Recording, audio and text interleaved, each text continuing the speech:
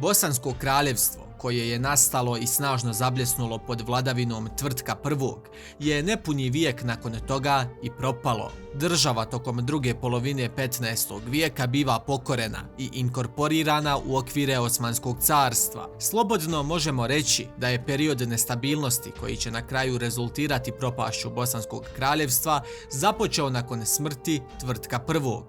Nakon njegove smrti odmah dolazi do porasta moći i uticaja brojnih velikaša i velikaških porodica, jer sada više nije bilo snažnog kralja koji bi to kontrolisao. Tome u prilog ide i činjenica da je već Tvrtkov nasljednik bio na tu poziciju postavljen od strane vlastele. Radilo se o Stjepanu Dabiši, koji je bio prilično politički slab vladar. Nakon 4 godine vladavine on umire, te ga nasljeđuje njegova supruga Jelena Gruba. Ona je također bila pod kontrolom vlastele.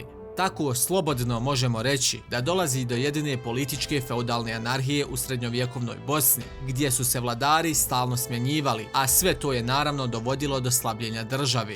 U periodu između 1398. i 1443. godine na čelu Bosne su se smijenili Stjepan Ostoja, Tvrtko II, potom Stjepan Ostoja opet, pa njegov sin Stjepan Ostojić, te po drugi put Tvrtko II. Tehnički gledano, sve ove promjene su se izdogađale u periodu od 23 godine, jer je Tvrtko II po drugi put na vlast došao 1421. godine. Čitav taj haos je naravno, da tako kažemo, bio u organizaciji ili direktnom uplitanju bosanskih velikaša, kao što je Hrvoje Vukčić Hrvatinić te Sandalj Hranić Kosača. Također, uloga i same Ugarske u svim tim događajima je bila poprilično velika. Godine 1443. na čelo Bosanskog kraljevstva dolazi Stjepan Tomaš. Slobodno možemo reći da s njim otpočinje posljednja faza u čitavoj priči o padu Bosne. Period njegove vladavine je bio krajnje turbulentan. Iako su ga neki bosanski velikaši priznali za vladara, Stjepan Vukčić Kosača nije. Između dvojice je dolazilo i do otvorenih sukoba. Situacija u Bosni je bila izrazito nestabilna, dok je prijetnja od Osmanlija bivala sve veća i veća.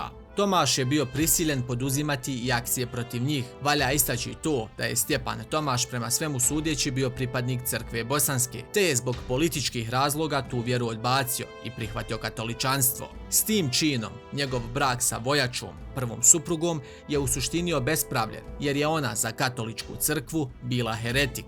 Godine 1446. Tomaš je isklopio mir sa Kosačom. Taj mir je potvrđen sklapanjem braka između Tomaša i Katarine Kosače, kćerke Stjepana Kosače. Ovaj rasplet događaja se Osmanlijama nije svidio. Nadalje, kako bi zadobio dodatno papino povjerenje, jer je pritisak iz Vatikana bivao sve veći zbog crkve bosanske, Stjepan Tomaš vrši veliko protjerivanje njenih pripadnika. Veliki problemi po Tomaša dolaze 1448. godine, kada se njegovi odnosi sa Kosačom pogoršavaju, te kada ovaj uzima titulu hercega, na taj način aludirajući na nezavisnost svoje zemlje od Bosanskog kraljevstva. Paralelno s tim, opasnost od Osmanlija je kontinuirano rasla. Tomaš je bio prisiljen plaćati ogroman danak osmanskom sultanu, što je dodatno slabilo državu. Tokom 1450-ih Srbiju su zadesila razna politička kolebanja, koja je Tomaš pokušao iskoristiti, da li osvajanjem teritorija, sklapanjem dogovora ili pak sklapanjem brakova.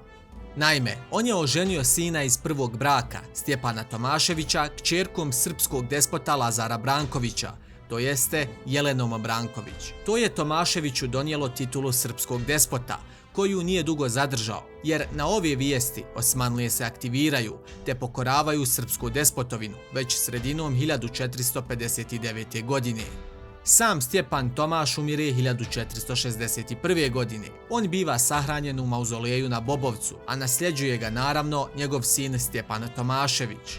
Novi vladar je bio svjestan opasnosti od Osmanskog carstva, te je on slao pisma na razne adrese u Europu, tražeći pomoć. Ali svi su bili nijemi, aktivne pomoći nije bilo. Jedino je Vatikan poslao krunu, kojom je Tomašević okrunjen u Jajcu 1461. godine.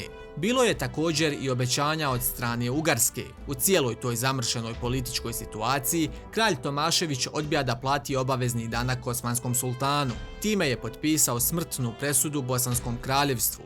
a kako će se ispostaviti i samom sebi. Već u proljeće 1463. godine Osmanlije predvođene Mehmedom II. El Fatihom kreću iz Edirna. U maju Osmanlije započinju s napadom na Bosnu, te u kratkom periodu oni pod svoju kontrolu stavljaju ključne gradove, kao što su Bobovac i Jajce. Sam Tomašević biva zarobljen i po naređenju samog Mehmeda II. Pogubljen, upravo u Jajcu.